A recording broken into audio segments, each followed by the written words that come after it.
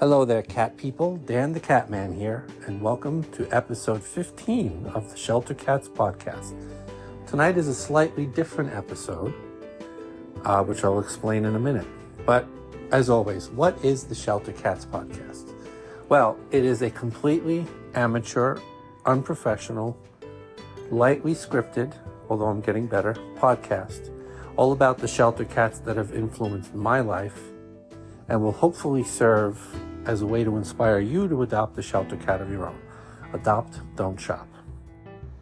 That's it. Adopt, don't shop. Right now, in a rescue or a shelter or a foster, in your town, in your country, there is a shelter cat waiting to change your life. I promise you, they do extraordinary things. Just regular cats sitting in shelters could do extraordinary things. Literally, my Tucker that I have from Little Shelter since March of 2017 literally saved my life when I was in the depths of depression in a bad relationship that had spiraled out of control, and I felt I had no way out and had some very negative thoughts. My Tucker literally saved my life because he would jump on the bed when he sensed that I was not happy and depressed. He would lay with me, he would cuddle with me, he would curl up in my arms, and he would put his face, literally lean his face on my face. Literally just put his face on my cheek or on my forehead, and he would just lay there and purr and hold on to me with his paws. And every single time it brought me out from that dark place and just put me on a path towards being a better person and being happier and being more fulfilled. And that's a shelter cat. That's it, just a shelter cat. He's just a cat sitting in a shelter with 300 other cats at Little Shelter, and he saved my life. And there's a cat waiting right now to do that for you. That I promise. But before we get into tonight's slightly different, slightly unusual, much shorter episode, how do you find me? If you want to find me, and I want you to find me, I'm hearing from more and more people that are just reaching out with amazing pictures and stories, and more rescues are connecting with me. I'm going to have more rescues, more just everyday people that do animal rescue, that do animal rehabilitation, that do TNR, just everyday people that are trying to make a difference for the homeless cat population all over the country, the tri-state area and the country. And I just want to give people a platform to tell their story and tell what they do and share their advice and share their ups, their downs, and just tell the stories about their cats and why cats are just, the greatest pets ever. No offense, dog people. So, I am on the web, tylerthecat.com. You can email me, dan@tylerthecat.com. You can find me on Facebook. The page is called Shelter Cats. Just search Shelter Cats, and you could like the page. I'm on Instagram and TikTok. Just search Shelter Cats Podcast. I Instagram every day. I TikTok every couple of days. I'm on Twitter, Shelter Cats POD. I am on Medium, just medium.com/Shelter Cats. And you can also support the Shelter Cats podcast if you want. You don't have to, but if you want, on Spotify and Patreon. Patreon, just search Shelter Cats or email me and I'll send you the link. And on Spotify, if you go on the app or the web player, the desktop app, just go to the podcast page. You'll see a little symbol that looks like a bank and it has a dollar bill sign in it. Click that, donate any amount you want, and that will go towards the purchase of better equipment, more microphones, and better software so that I can produce a better podcast and give even more people the opportunity to tell their story about their shelter cats. So tonight, my friend Kat joins me. Kat with a K, K-A-T. I don't know if that's short for anything. I forgot to ask her. I would assume it's short for Catherine or Katerina, or I just call her Kat. Kat and I have been friends for just a short while. She's a newer friend of mine, but we kind of met through social media. I'm connected with a lot of rescue groups where I am on Long Island, and she was too. And I think we met in one of the rescue groups or pages and just started commenting on each other's posts. And then we became Facebook friends, and then we commented more, and then we started messaging, and then we started texting, and we became friends.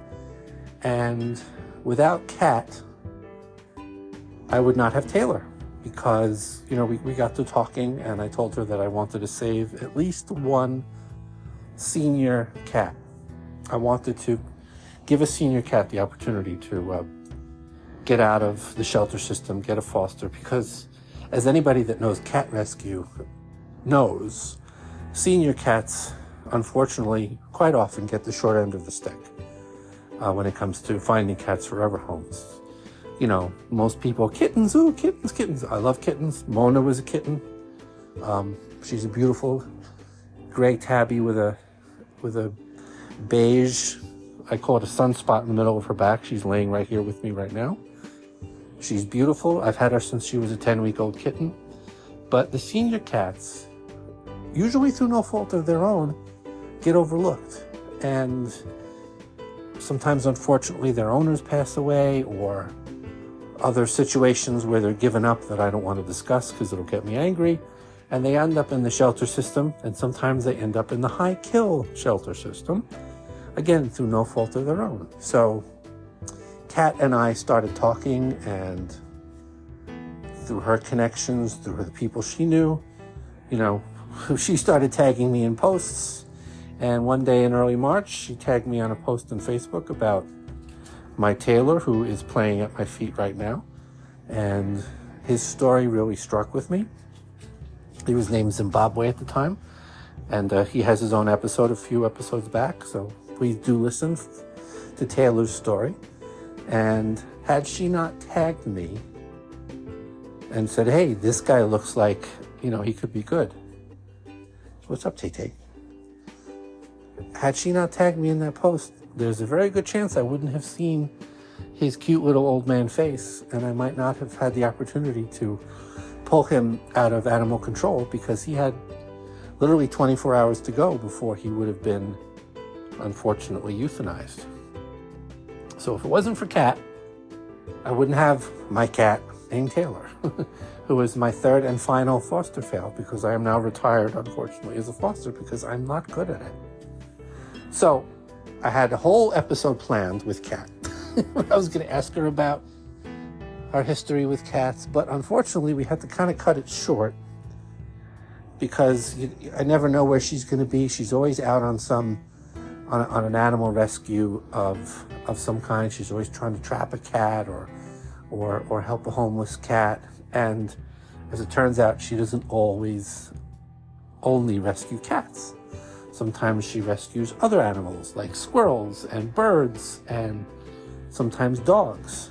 I didn't know that when we planned to do this recording. So, we were all set. I had a whole series of questions planned about cats. I was going to ask her questions about cat rehab and all the places she's volunteered. And with a few minutes before the recording, she said, actually, can we make this short? Right now I'm in the middle of trying to rescue a peacock. And I said, what?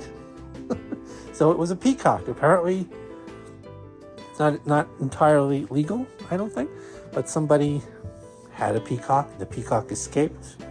It's flying all over the South Shore of Long Island, literally as we speak. I said, okay, cool. I'll ask you about that. Let's just do a quick episode. I could always have her back on a future episode. So this was a very short, not even 10-minute interview, because she was literally, as we were talking, she's out now on June 25th, trying to find an escaped peacock. So without further ado, here's my brief chat with Kat, with a K, about cats and peacocks.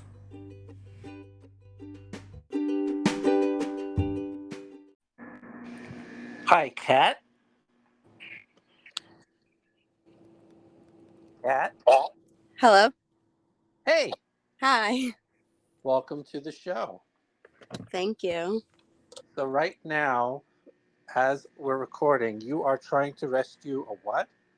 A peacock. So, okay, this is now the Peacock Cats show. So, what's up with the peacock? Okay, so someone has an obviously illegal peacock in Freeport, and it's quite famous because he escapes a lot, I guess. Cops are aware, and no one's had any luck catching him yet, but he's got quite far this time. So a bunch of us are meeting where he is right now. So we're hoping, since there's a lot of us, maybe we can corner him. But this bird is flying all over the place. I didn't know peacocks could fly. I know nothing about peacocks. Um, well, that's why I wanted you on the show because I never know what you're going to be doing or what you're going to be rescuing. So before you have to jump to Operation Peacock, um, I guess can you introduce yourself? I mean, we met through kind of Facebook groups, and then we started commenting, and then we started messaging, and then I told you I wanted a senior cat, and it all kind of spiraled into me getting Taylor. So I definitely wanted you on the show, not just because your name is Cat, but because you do so much. So who are you, and how did you get into animal rescue? Obviously, not just cats. It actually started with birds.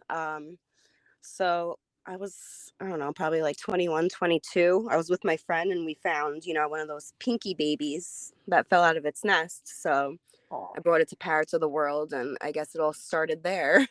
And then I started working with cats when Valerie from All About Cats had asked me if I wanted to start volunteering there. So that's where it all started. But I've always had cats in my life since the day I was born. I've always loved cats. I'll always help a cat.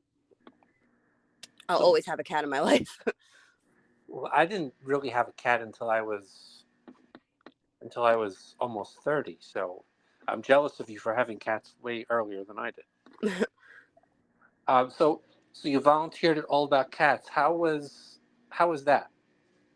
It's definitely an experience. You learn a lot. And it's actually quite difficult to juggle all the customers and taking care of the cats at the same time, but it's a rewarding experience. You leave feeling good about yourself. That's awesome. So what did you do there mostly? Cleaning, vaccines, meds, literally everything. And do you still volunteer there? Not, um, they always have a lot of volunteers, so I try to go where I'm needed, not where I'm wanted. So I've been helping out with Lendapore more. Okay, cool. And you do your own kind of animal rescue as well, don't you? Feed colonies and stuff like that.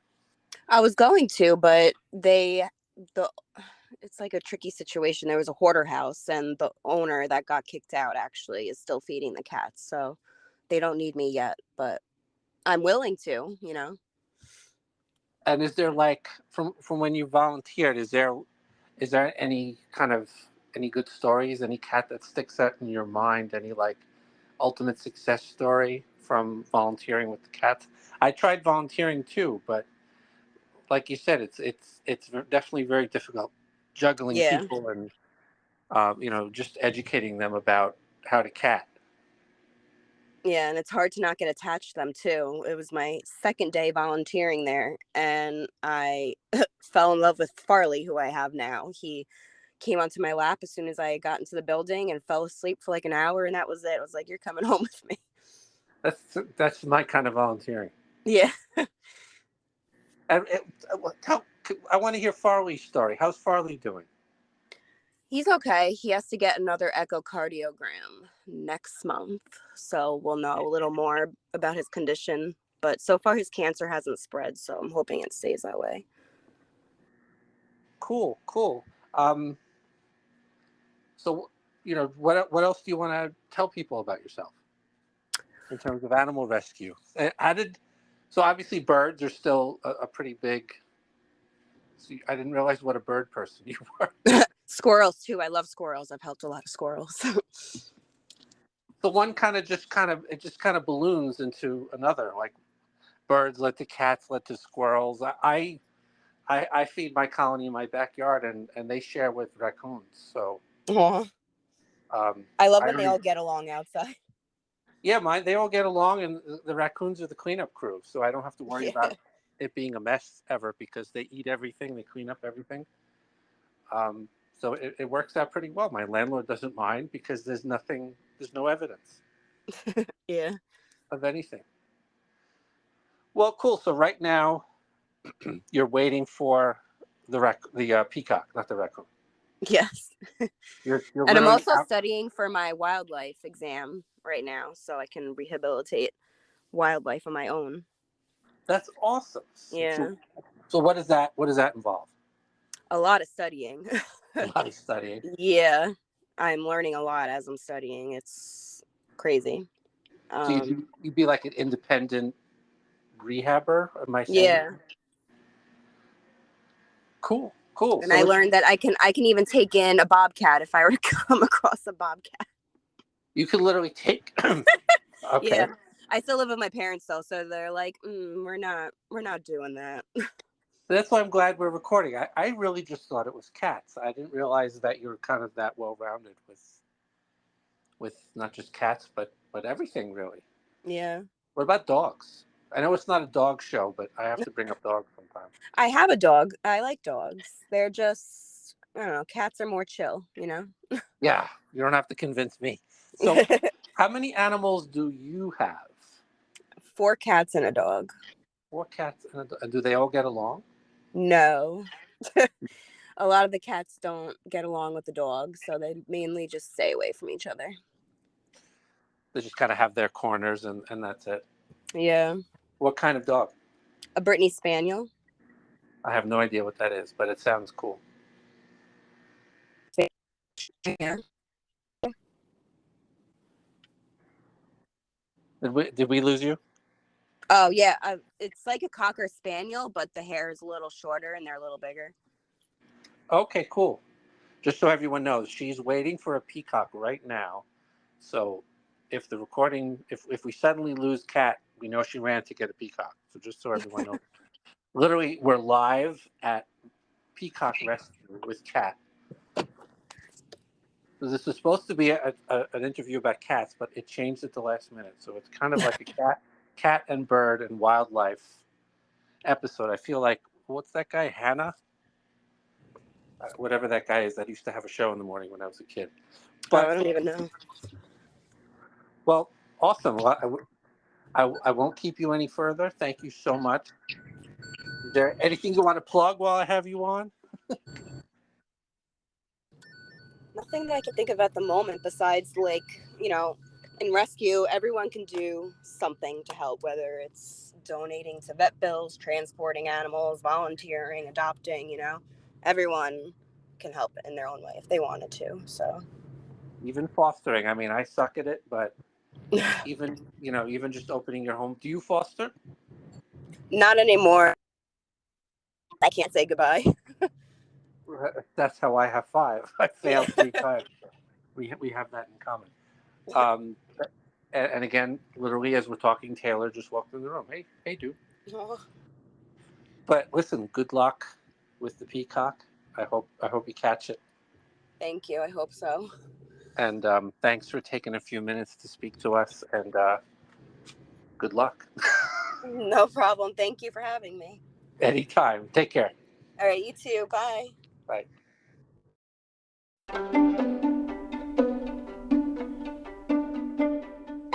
So there you have it, live from the Peacock Rescue with a little bit of stories about cats sprinkled in.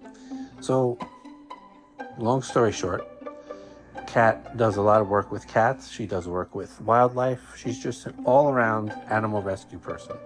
But there's a lot of cats sprinkled in, and as she mentioned, she has cats and a dog, and cats are better. Again, no offense to dog people, but there is just something about a cat. And anybody who has a cat knows what I'm talking about. Just cats just have a different kind of vibe. They're more chill. And I can tell you more about myself. I am what you call a homebody. I am sedentary. I am lazy. I'm not somebody who I like to be out. I'll see friends. I'll where I live, it's Long Island. It's suburbia, so it's a residential block. There are neighbors. There are, plenty of people to talk to, and there's plenty of greenery if I want it. And I have a very comfortable 2-bedroom apartment in Nassau County of Long Island, and I'm very comfortable here with my cats. And I have a colony that comes to see me. So I'm more of a homebody, and cats they fit my lifestyle. They sleep, hours and hours a day. So I work from home for the most part. They're great coworkers because they're mostly asleep with me in my office or the bedroom while I'm working. I have, a spare bedroom that I made into an office. So they're all just when I sign on for the day and I have long days, they just kind of sleep. So I agree with cats are they're chill, they're in tune with you. And I know people who have dogs will disagree with me. I know dogs also are very loving. My landlord has a pit bull. I've known him his entire life. He's 10 years old now. He's a great dog, but he's also a pit bull, which means he's strong and he jumps on me and he's happy to see me. He's the sweetest dog ever. But it's just a little bit different with a cat. The dog's like, hey, oh my God, you're here. Oh my God, I'm so happy to see you. The cat's like, you're okay. Feed me first and then we'll talk. And it's just, they're sarcastic, and I'm a very sarcastic person, as you may or may not have gathered, and they just fit my lifestyle, and they're just amazing. And the most key thing with a cat is you have to earn it with a cat. I've mentioned that in previous episodes. You have to earn it with a cat. You have to earn their trust. You have to earn their respect. And you have to earn their love. They don't give it willingly. Some cats are friendlier with people than others. Of my 5, my Tucker and Sophie, whom I've mentioned, they're the most people-friendly cat. My Mona, my Vance, my orange colony cat I took in, and now Taylor, they're a little less friendly with people. When I have guests over, they'll hide, whereas Tucker and Sophie, they're fine. They're happy. They'll see you. They'll say hi. They're not like going to jump on your lap, but they'll come say hi. They'll sniff they'll come and sniff you, and then they'll just go back and hang out on the couch. My others will kind of hide in the bed, and then they'll hide under the bed, and then they'll kind of go up to the bedroom door and kind of peek around and sneak into the living room and look, but they're very, they're trepidatious or whatever. They're very reserved. They're very nervous. So that's what I mean. You have to earn it with a cat. They're not going to just give their love willingly. But when they do, it's for life. When a cat bonds with you, that cat is bonded with you for life. And the only way you could break that bond is if you, the human, break the bond by not being a good cat owner. And let's not get into that. So once you earn a cat's love, like my Mona, when I got her as a 10-week-old kitten, and she's right here, she was scared and angry and would swipe and hiss and just was, I didn't know if she'd ever make a good house cat. But I just took my time. I was patient. I gave her love. I talked to her. I gave her treats. I gave her food. I let her just see my everyday routine, including vacuuming around her. She just got used to it. She just got in tune with what it would be like to live in a home with other cats. And after a couple of weeks, a month or so, she wanted, she was caged at first with her brother. And then after a while, she just was happy to be out of the cage, found her spot by the window or sat on the cat tree, and you just saw a change in her. where instead of this angry, scared kitten, she just became this happy, healthy, just house cat who just loved to be with me, started curling up in my lap, loved to play with toys, loves her food, loves her treats, loves the other cats. You just saw this change. And it took a little time, it took a little work, it took patience, it took love, it took just being gentle and consistent. And that was nearly 3 years ago. And once I earned that love and that trust, whenever I sit down, if I use a certain blanket, she lays with me and she falls asleep. If I sit in my recliner in the bedroom, she jumps on the arm of the chair and I just have my hand on her back. And she rubs me with her head and she's happy to just sit with me and watch TV. If I have the red dot toy in the living room, she'll play and play and play and play. She's just happy and adjusted. So that's what I mean. You have to earn it, but once you earn it, you have that for life. And that is a shelter cat. So I had a little extra time. I just thought I'd explain that. So thank you, Kat, for taking a minute away from your peacock drama to talk to us. We'll have her back in a future episode because I want to know what happens with the peacock. I don't even know if they found it. Literally, as I'm recording this, she's trying to find this peacock, which makes me think of NBC. So maybe it's trying to head back to, Rockefeller Center where NBC is. I don't know.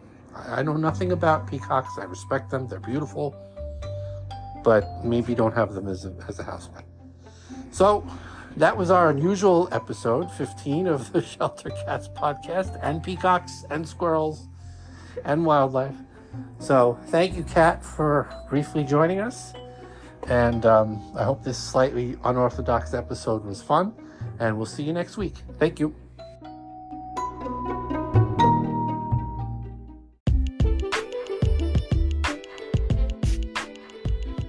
But wait, there's more. A special addition to this week's episode. This is very funny. So we recorded this a little while ago, and I have it scheduled. And since then, my friend Kat has been involved in another wildlife-related rescue. I noticed on Facebook and on her Snapchat that she posted a video of waist deep in some weird water by the beach somewhere, rescuing baby ducklings. Okay, not related to cats, but just illustrate there's no animal too big or too small that this extraordinary human being, my friend Kat, will not rescue. So I had her record a quick little clip just describing very quickly how this came about, because all of a sudden I see her post. She's in the water. She's got a little net in her hand. She's rescuing baby ducklings and reuniting the ducklings with their parent duck, mother duck, parent duck, mother ducker, however you call that. Please, I'm a cat person. I might be getting that wrong. So here is a little extra, after the end credit, so to speak, of Kat, my friend, talking about her duck rescue. Enjoy. So the duckling rescue. I'm in a group chat with a couple of other rescuers, and I think it was John DeBacker that got a call about ducklings stuck in a dam. So I said I would go over there and check it out. And I realized the only way I'd be able to get them out was if I went in the water myself to get them. So I went into the very dirty, waist-deep pond water to get those babies out. And I did. They got reunited with mommy, and it was a happy ending. I'm happy that I could help them. How awesome was that? That was really cool. So she not only rescues cats, she rescues birds, all sorts of wildlife. Just awesome. Thank you, Kat. See you all next week.